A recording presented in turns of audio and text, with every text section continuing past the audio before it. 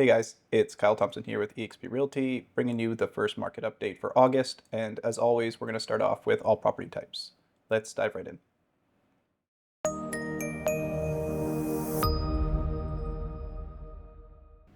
Okay, so starting off big picture. Last month we had 359 new listings, 179 new sales. The average list price was $707,712. The average sale price was $677,505. That means that the sale to list price ratio comes in at 95.68. Average days on market is just shy of 50, and we ended the month with an inventory of 965.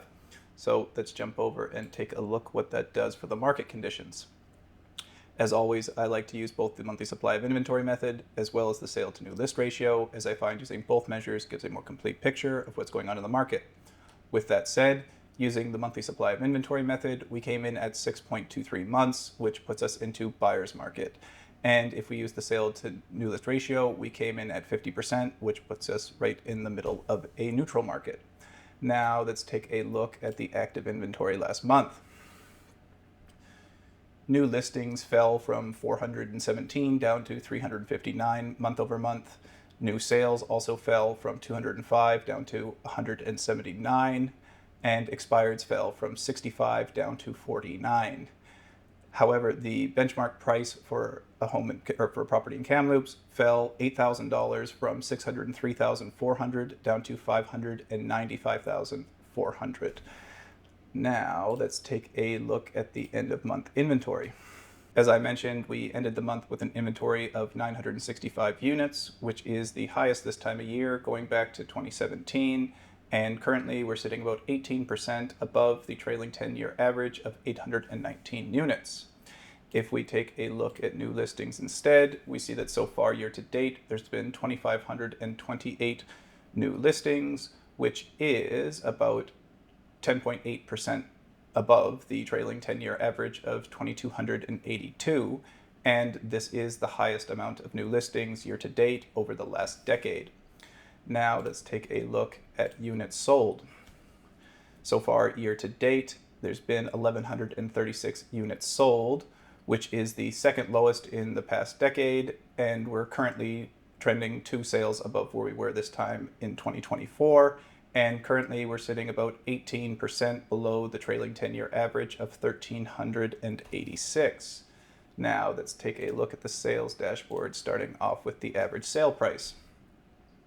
This table is measuring year-over-year changes, so a full year over a full year.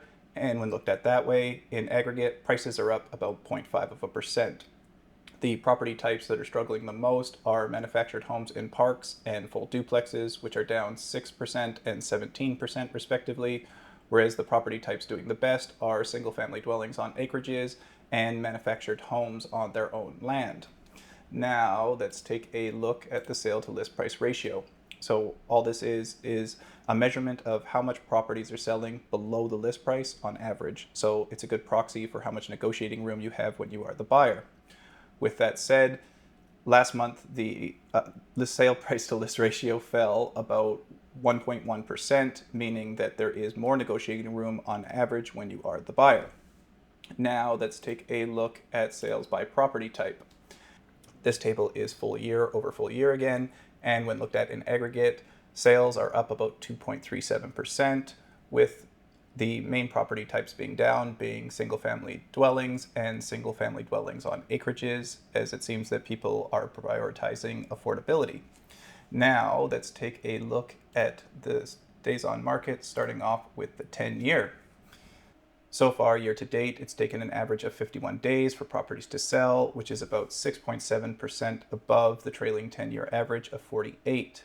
If we take a look at the trailing 12 months instead, we see that month over month, average days on market went up by 8 days. However, we are still currently sitting 9.4% below the trailing 12-month average of 55.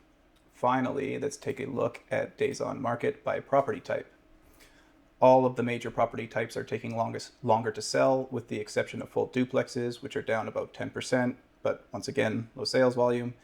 And the property types with the largest increase to average days on market are townhomes, apartments, half duplexes, and manufactured homes in Park, which are taking between 18 up to 37% longer to sell on average. That's all we have for today. I really hope that you guys are continuing to get value out of these market updates. If you are, please consider liking and subscribing to my YouTube channel. And if you ever feel like you want something added to these market updates or feel like something needs to be more thoroughly explained, please feel free to leave your comments or suggestions in the comment section below, and I'll get to them as soon as I'm able. I appreciate you taking the time, and I'll catch you on the next one. Thanks for watching.